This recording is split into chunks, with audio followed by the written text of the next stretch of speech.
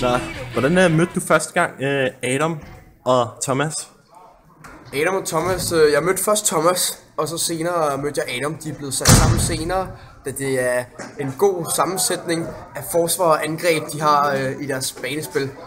Thomas mødte jeg tilbage en gang i 2005, da jeg så ham spille sin første kamp, hvor jeg tænkte, ham må jeg have fat i. Adam har jeg mødt senere i 2008, da jeg så det fantastiske mål, han scorede mod de verdensberømte White-brødre. Det var fantastisk at se. Jeg tænkte, ham må jeg have på holdet også, så nu er de dannet et super team. Jeg glæder mig til, at de skal spille den her turnering.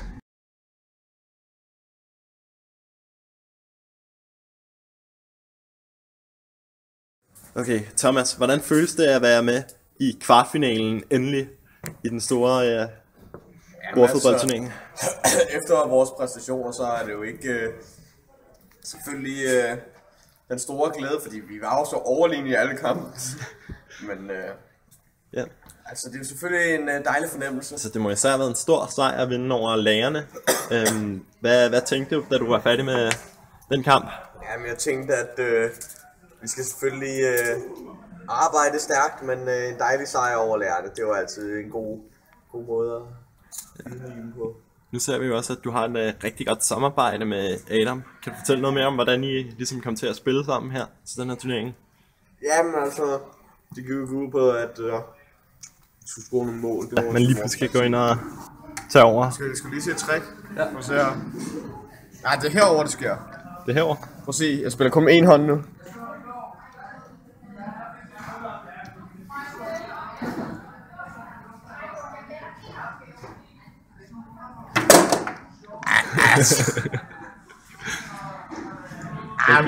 Det gik sgu lige ind, Thomas.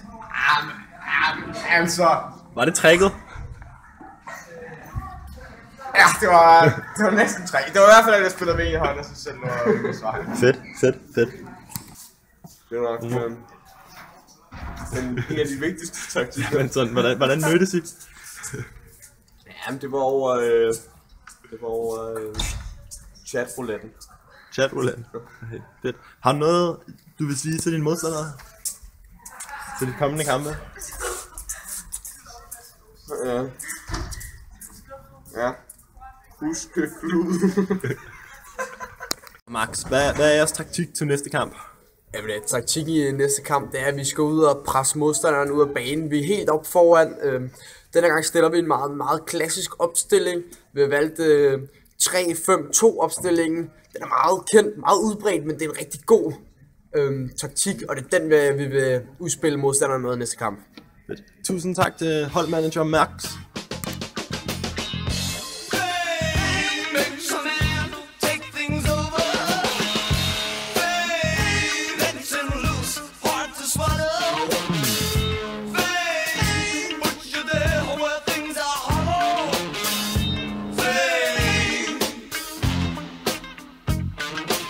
Det er jo fedt, når man har været så lang tid i gang med den her træningslejr og kæmpet sig op. Altså nu har vi jo været i træningslejr. Nej, jeg ser din holdkammerat her. Ja, det er holdet. Jeg er blevet smidt ud af holdet, mig! Nej! Rolig nu! Sebastian sagde, at jeg ikke vil på holdet! Gider kraftedeme ikke! Du er ikke smidt ud! Vi tager godt dig bag træning! Vi tager for dig!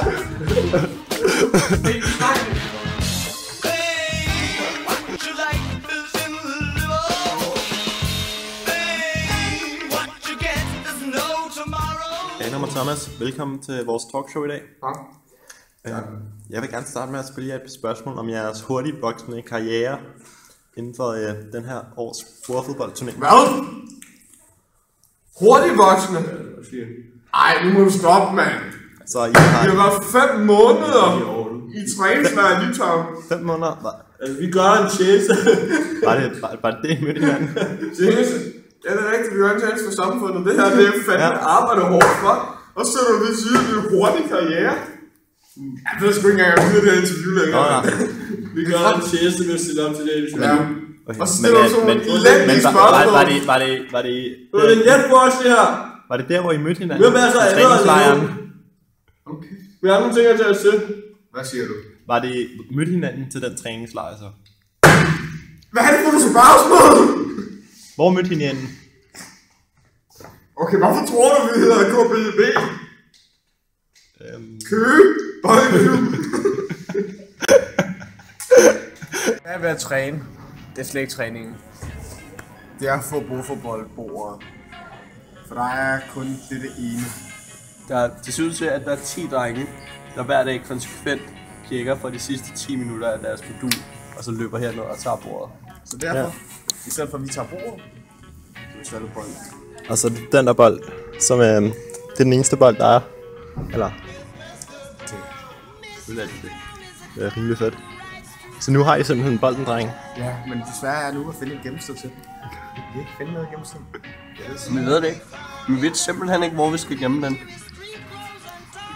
Prøv at finde ud af det. Hvad? Hvad med kageæsken derovre? Se, det gælder at gemmes der, altså. Bare ingen steder. Ja, det troede jeg også, men den hopper ud. Nå. Jo.